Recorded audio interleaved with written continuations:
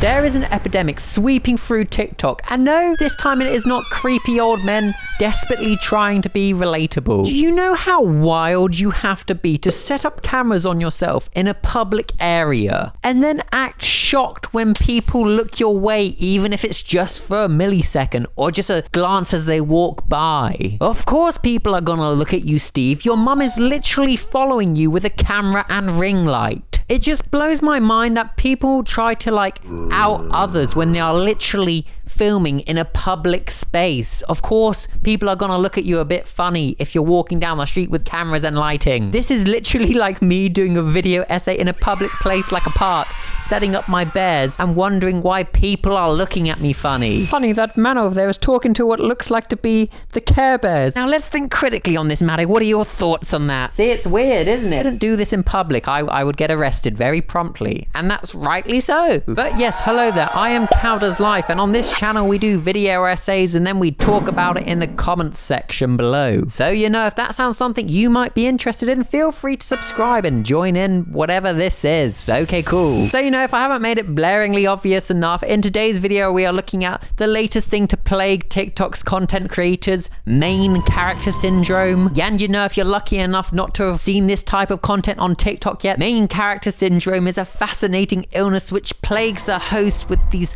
thoughts that the world just revolves around them. And what makes this virus even more fascinating to look at is it makes the host believe that other people who do not go along with the host's crazy antics online are in fact the viruses themselves, as they do not pass the vibe check.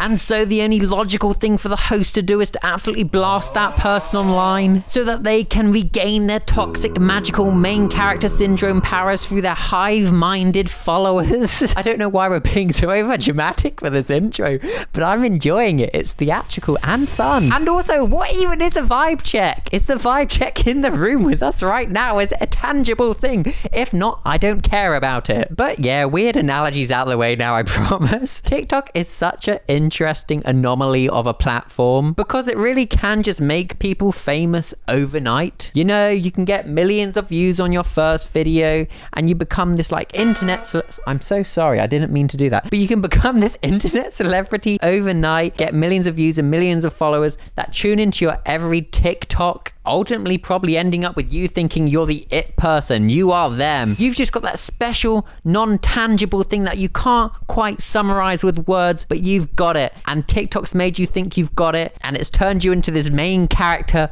beast. And I don't want to blame the creators themselves that go down this instant gratification, validation and money TikTok pipeline, because I think most people will be so susceptible to falling for this main character syndrome plague because it's so much easier than real life. At the end of real life, probably worked 40 plus years in a job you don't really like, and when you leave you get a card from your colleagues that you never actually spoke to outside of work, and maybe if you're lucky a £30 John Lewis gift voucher. And to rub it in even more, your job is probably being replaced by Awesemo 6000, that handy robot that can do it all. Yeah, capitalism, which may seem like another weird analogy and tangent, so I'm sorry we've kind of gone off on one again. I just want to get it out there at the very beginning of this video essay. You can very clearly see why people do fall into this problem on TikTok where they do think they're great, because TikTok is very good about putting your content in front of the right audiences and giving you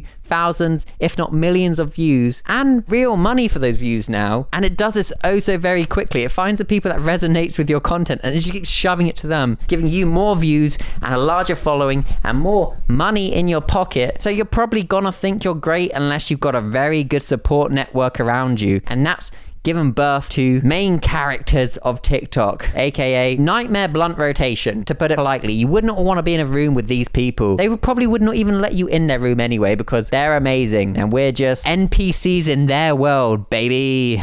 Oh gosh. Right, so the first type of main character that really irks me is the virtue signaling one, and they think they get a free pass because they're doing a good deed. And yes, you are doing a good deed, but you're kind of humiliating someone that's in not very nice circumstances themselves. themselves. Yo, what are you doing, bro? Hungry, man. You hungry? Yes, I'm hungry. You just find that in the garbage? Yes, I did. Yeah? You like subs? Yes, I do like subs. Yeah? You having a good day? So far, no.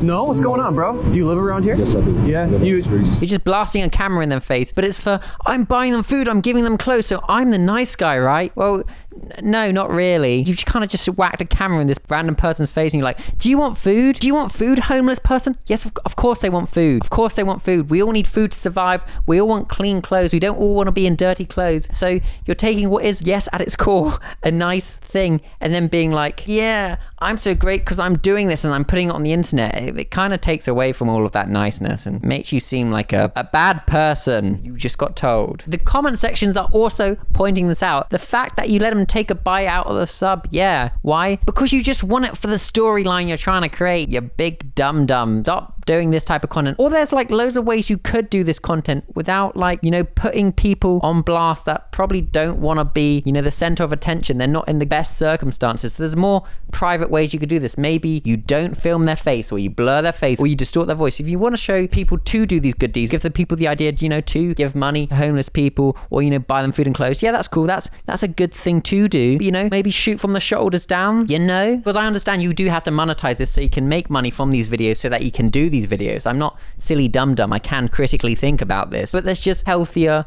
more societally productive ways to do this, because a little kid that sees this content will just run around and be like, whack an iPhone in the homeless person's face, which is just an L. And here's an example of that.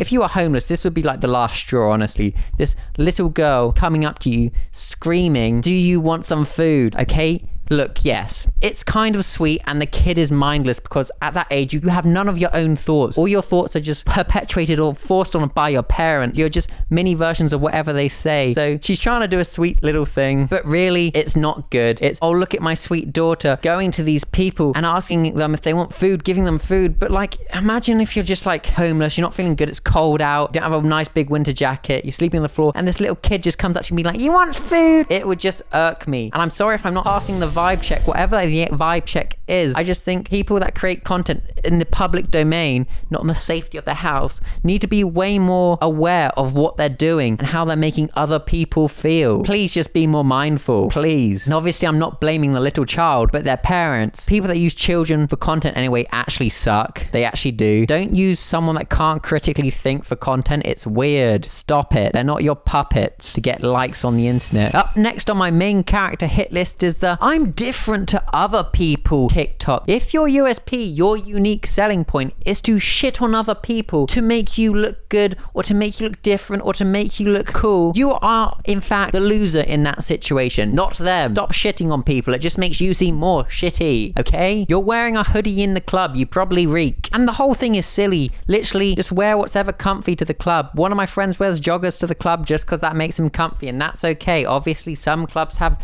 dress rules which you have to adhere to, which is like smart shoes and trousers. So obviously he doesn't go to those ones, but he's just not a trouser person. But he doesn't shit on people, you know, that do dress up, because he understands there's different ways to present yourself in this world, and you can be super dressy or you can be super chill, but don't shit on either one, because people have their reasons for doing either, right? So to be like, yeah, I'm different, I'm just one of the dudes, I'm just chill like that, it just makes you seem cringe and makes it seem like you're screaming for validation, and validation should come from within. Am I right?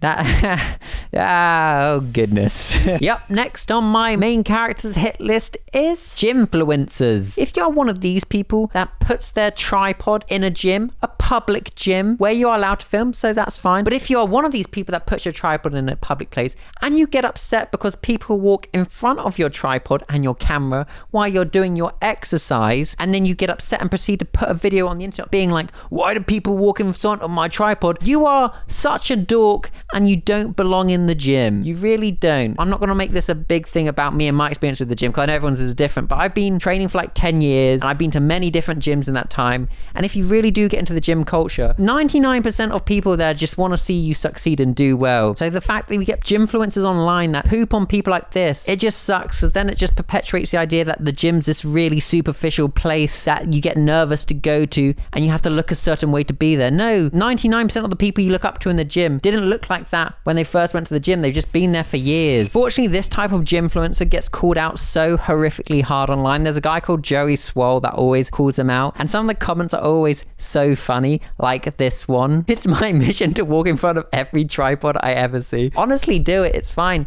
A normal gym person that films himself in the gym won't mind. Like, on the few times I've filmed myself in the gym purely because I was just doing like form checks or whatever just to send people. If people walked in front of my tripod, why would I care? It's a public space, and sometimes to get from point A to point B in the gym to a different machine, you kind of just have to walk a certain way and the tripod will be in the way. So, go crazy, walk in front of it. I can't stress this enough. Normal gym culture is wanting to see everyone else do well. It's actually a really nice environment. I promise. Don't let horrible people like this put you off. Anyway, this isn't an advertisement for going to the gym. Do whatever you want. The next type of main character I am fed up with seeing on my feed is like these public content creators that make every aspect of life about them. This person is literally on the London Underground. I get this train every single day, and it is thousands of people clustered like sardines into these tiny sweaty carriages that have horrific ventilation. Trying to do a TikTok like that in this area blows my mind. The level of self-absorbedness you have to have is mental. The expectation that everybody should accommodate you in a public place, a public forum, is nuts. How did we get like this? Well, TikTok and its gosh darn instant gratification telling you to own it